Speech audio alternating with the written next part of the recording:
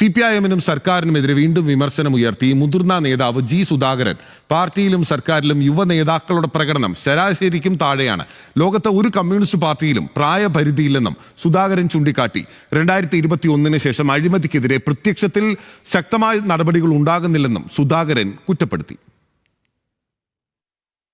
English ദിനപത്രമായ the ഹിന്ദുവിന് നൽകിയ അഭിമുഖത്തിലാണ് സുധാകരന്റെ വിമർശനം. പാർട്ടിയിലെ പ്രായപരിധിക്കും സംസ്ഥാന സർക്കാരിനുമെതിരായ വിമർശനം സുധാകരൻ ആവർത്തിച്ചു. ലോകത്ത് ഒരു കമ്മ്യൂണിസ്റ്റ് പാർട്ടിയിലും പ്രായപരിധിയില്ലെന്ന് സുധാകരൻ ചൂണ്ടിക്കാട്ടി. പാർട്ടി നിശ്ചയിച്ചിരിക്കുന്ന പ്രായപരിധി താൽക്കാലികമാണ്, ഏത് സമയത്തും മാറാം. വിഷയം സംസ്ഥാന സമിതി ചർച്ച ചെയ്തപ്പോൾ താൻ തീരുമാനം അംഗീകരിച്ചിരുന്നുവെന്നും സുധാകരൻ അവകാശപ്പെട്ടു. പ്രായപരിധി യുവാക്കൾക്ക് വഴിയൊരുക്കാനാണെന്ന വാദവും അഭിമുഖത്തിൽ അദ്ദേഹം തള്ളുന്നു. പാർട്ടി എല്ലായ്പ്പോഴും യുവാക്കൾക്ക് പ്രാതിനിധ്യം നൽകിയിട്ടുണ്ട്. നിലവിൽ പാർട്ടിയിലും സർക്കാരിലുമുള്ള യുവാക്കളുടെ പ്രകടനം ശരാശരിയിലും താഴെയാണ്. അസാധാരണ പ്രകടനമുള്ള ഒരു യുവനേതാവും പാർട്ടിയിലും സർക്കാരിലുമില്ലെന്നാണ് പൊതുജനാഭിപ്രായമെന്നും സുധാകരൻ അഭിമുഖത്തിൽ പറയുന്നു. പൊതുമരാമത്ത് വകുപ്പിൽ തന്റെ പിൻഗാമിയായ മന്ത്രി മുഹമ്മദ് റിയാസിനെതിരെയും സുധാകരൻ ഒളിയം പെയ്തു. താൻ പൊതുമരാമത്ത് മന്ത്രിയായിരുന്നപ്പോൾ അഴിമതിക്ക് വേഗം തടയിടാനായി. വകുപ്പിന്റെ പ്രവർത്തനങ്ങളെക്കുറിച്ച് ജനങ്ങൾ മതിപ്പോടെ സംസാരിച്ചു. എന്നാൽ 2021 ശേഷം അഴിമതിക്കെതിരെ പ്രത്യക്ഷത്തിൽ ശക്തമായ നടപടികൾ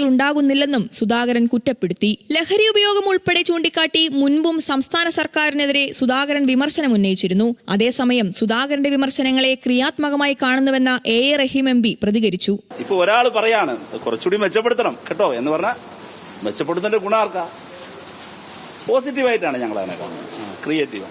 അതേസമയം CPIM വിടുമെന്ന പ്രചാരണങ്ങളെയും സുധാകരൻ തള്ളിക്കളഞ്ഞു. ദേശീയ സംസ്ഥാന തലത്തിൽ വിവിധ പാർട്ടികളിൽ നിന്ന് ക്ഷണമുണ്ടായിരുന്നു. പക്ഷേ സ്കൂൾ കാലം മുതൽ കമ്മ്യൂണിസ്റ്റ് ആണെന്നും ഇനിയുള്ള കാലവും കമ്മ്യൂണിസ്റ്റായി തുടരുമെന്നും സുധാകരൻ പറഞ്ഞു. കഴിഞ്ഞ തദ്ദേശ നിയമസഭാ ലോക്സഭാ തെരഞ്ഞെടുപ്പുകളിൽ ആലപ്പുഴ ജില്ലയിൽ BJP വലിയ വളർച്ച നേടിയെന്നും അഭിമുഖത്തിൽ ജി സുധാകരൻ പറയുന്നു.